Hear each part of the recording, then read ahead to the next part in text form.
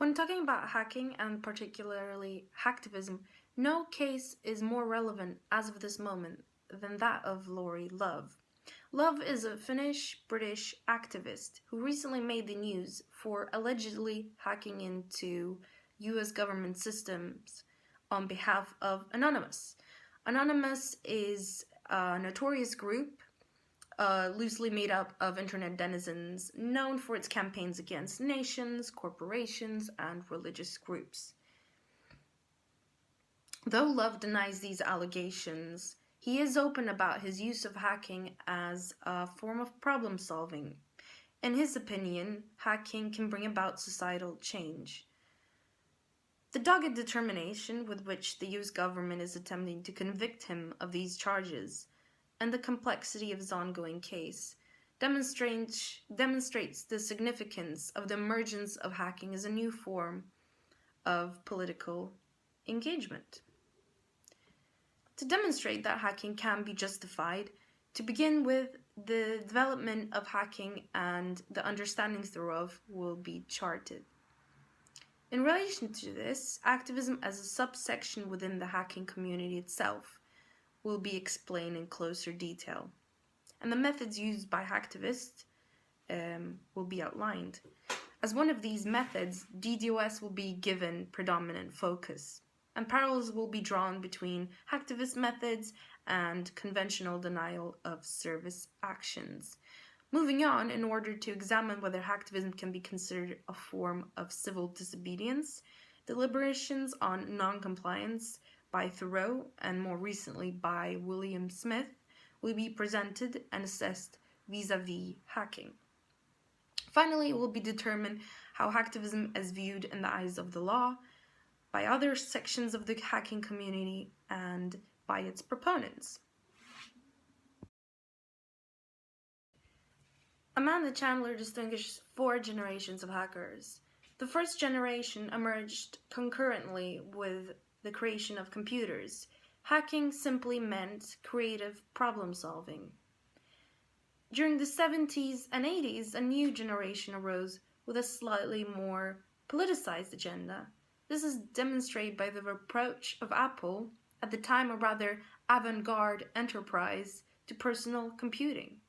It was only really with the 3rd and 4th generations that hacking became what it is known as today, an illegal activity. The 3rd generation was concerned with commercial hacking, for instance the breaking of copyright protection codes, DRMs, to access games. The 4th and current generation went beyond commercial attacks, executing a type of digital breaking and entering. The targets of the 4th wave hackers, according to media representations during the 90s, were mainly corporations and financial institutions, though the threat to individuals was accentuated with particular acuity. The progressively more intrusive nature of hacking and the increasingly negative depiction of hacking in media resulted in a disenfranchisement of sorts of hackers from the rest of the users of the internet. Beyond medial portrayals and popular perceptions, however, hacking is used by different groups of people for different purposes, not all of these necessarily nefarious. One group of people who use hacking for supposedly altruistic reasons are known as hacktivists. As deliberated by Molly Sauter, hacktivism is more than an amalgamation of hacking and activism. It is a phenomenon unto itself. Hacktivism is commonly realized through so-called distributed denial of service, DDoS attacks, in which a website is accessed by more computers than what the server can handle, causing it to crash. These types of attacks can result in a loss of profit for a company during the consequent downtime of a website, or in more extreme cases, deny governments access to important and confidential information. DDoS attacks are not always used in political contexts and can be purely criminal in nature. However, as Sauter points out, DDoS to a large part are now considered to belong to a history of denial of service actions such as sit-ins, strikes, blockades and occupations. Hacktivism is not limited to DDoS, of course. To bring up some examples, it can also include gaining unauthorized access to a systems or data or manipulating software. Ultimately, though, it is DDoS which most closely resembles non-digital expressions of civil disobedience. Mid-19th century, Henry David Thoreau made a case for non-compliance as a moral duty when he refused to pay poll taxes in protest of the war in Mexico, slavery, and the mistreatment of Native Americans. Thoreau's belief that his non-compliance would be impactful was misplaced, as Robert Gross concludes. His stance on the moral justification of non-compliance, however, became his legacy. For Thoreau, disobedience is justified because it counters injustice, and it is a duty because it does not demand action so much as non-action. William Smith's Civil Disobedience and Deliberative Democracy builds on this by promoting disobedience as an integral part of democratic engagement, a moral right not necessarily requiring justification. Smith stresses the importance of nonviolence in this regard. Disobedience ought to be carried out publicly and without the threat of harm to persons or property. This, according to Smith, sends the strongest political message. The peaceful and public, though not unproblematic, protests initiated and encouraged by Mahatma Gandhi and Martin Luther King demonstrate the resonance of these notions in history. DDoS is not as passive as Thoreau's idea of non-compliance. Not paying taxes is different from denying service. Though both are penalized, the former concerns a lack of action, whereas the latter requires active involvement. But pertaining to Smith's interpretation, principles of social cohesion and organization are implemented in DDoS. There's also no physical violence involved. However, it is contested whether the damage which such attacks can cause, which as previously mentioned can involve loss of profit, can be considered harm. Additionally, it is necessary to consider that a lot of the theory in civil disobedience was established in a pre-internet environment. The internet is a global, open space, exists in many ways in juxtaposition to the real world. Things can be done online, which cannot be done in real life, which means that civil disobedience, as it has been achieved in the past, is not fully transferable to its contemporary manifestations. In a manner of speaking, civil disobedience has become civil disobedience by proxy. Real people use virtual identities to attack virtual constructions. Only the consequences for these people are real too. Using the UK as an example, the legislation on DDoS attacks, as listed under the Computer Misuse Act 1990, exemplifies the heavy-handed approach to such practices by governments. As clarified in Section 3 of the Act, unauthorized entry to a system with the intention of preventing access to a program or data is considered a crime and can result in a fine or even a prison sentence. In comparison, conventional methods of civil disobedience, such as strikes, are not only legal in numerous countries, but the right thereto is also reinforced in legislation. This shows that in purely legal terms, there's not considered to be any justification for hacking. Opposition to hacktivism can also be internal. Malcolm Gladwell denigrates hacktivism as slacktivism, arguing that DDoS and similar approaches are lazy in that they require the least amount of effort and engagement. Paradoxically, he argues this in an article titled "Small Change: Why the Revolution Will Not Be Tweeted," published in October 2010 in The New Yorker. Only 2 months later, the Arab Spring transpired, a series of revolutions in the Middle East wherein Twitter and other forms of social media played a key role. In the context of intellectual property, it is also clear why even hacking for altruistic reasons might be problematic.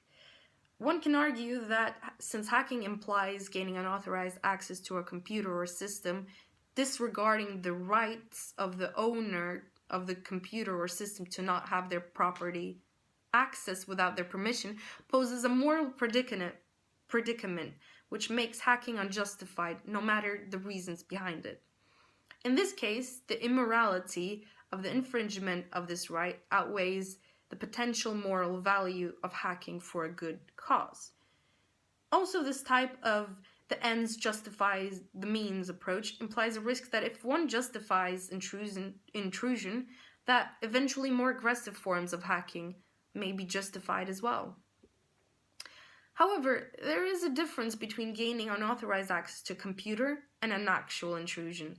The hacker is not intruding in a literal sense. There is no violation of a person's physical space taking place. This is important because it feeds into the debate on the internet as a virtual reconstruction of the real world, and whether what we do on the internet can be compared directly to what we do in real life. Furthermore, emphasizing the right to not have your computer or system access without permission vis-a-vis trespassing with moral intent does not quite equate. Kenneth Himma brings up the example of the right to life outweighing the right to property. So if you're fleeing a killer and have to trespass on someone else's property, you are within your right to do so. Equally, if a hacker gains unauthorized access to find information which can help people, this is more important than protecting someone else's intellectual property right. Matthias Klang also counters the critique of hacktivism, arguing that civil disobedience offers people the chance to participate actively in political discourse and also to protest in the name of others. For instance, in the name of those who cannot, for reasons of censure or oppression, themselves protest. According to Klang, the perceived threat of cybercrime is greatly exaggerated and is based on technophobic assumptions. Most importantly, Klang considers it to be irrelevant whether the repercussions of hacktivism can be considered harmful, as a complete lack of violence, or rather harm, is unattainable in civil disobedience anyway. Beyond this position, it is important to point out that in comparison to civil disobedience in real life, such as the protests of Gandhi and Martin Luther King mentioned earlier, the dispute is restricted to the attackers and the attacked, at most causing inconvenience to non-participators. As the grievance and consequent backlash will be focused on the few carrying out the attack, this limits the scope of potential harm to society, especially when the protest is conducted in the name of others. When a nation or otherwise an oppressed group in society refrains from protest or civil disobedience out of fear of collective punishment, DDoS and other forms of hacktivism can provide a powerful tool for political mobilization. Like Thoreau's concept of non-compliance, John Stuart Mill's harm principle predates the internet. An application of Mill's ideas to hacktivism may nonetheless be worthwhile, especially as a large part of the debate concerns the question of harm. Mill deliberated that only situation in which power can be exerted over an individual ought to be one in which the harm to others needs to be prevented. Applying this logic, DDoS attacks are justified because they do not harm others per se, and instead target those who exert power over others. Admittedly, denying access to a website or program may be interpreted as an infringement of the right of others to access a website or program. Overall, however, DDoS attacks do not cause sufficient harm, nor do they inhibit the rights of others to such an extent that they warrant intervention.